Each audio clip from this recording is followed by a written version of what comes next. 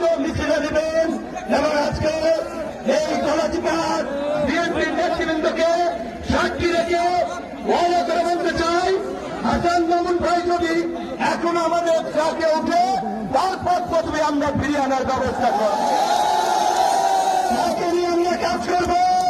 এই গলাচিপা 10 মিনার বিএনপির নেতা কর্মীরা যারা বিভ্রান্ত হয়ে হাসান মামুন ভাইয়ের স্বতন্ত্র নির্বাচন করছে, তারাও যদি 11 তারিখ পর্যন্ত বিএনপি অফিসে এসে আমাদের সাথে কাজ করে, তাদেরকে নিয়ে আমরা ইনশাল্লাহ কাজ করব।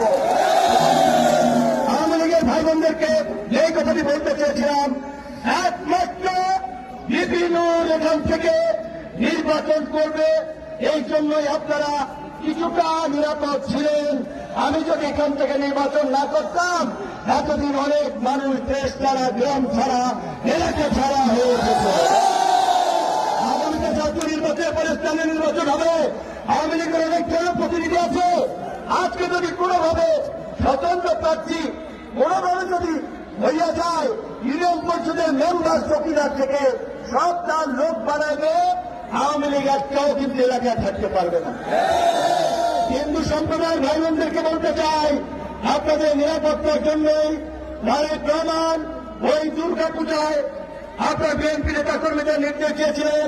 আমরা সরকারের সাথে কাজ করেছি, আমরা একটি জাতীয় রাজনৈতিক দলের প্রধান জাতীয় পর্যায় থেকে রাজনীতি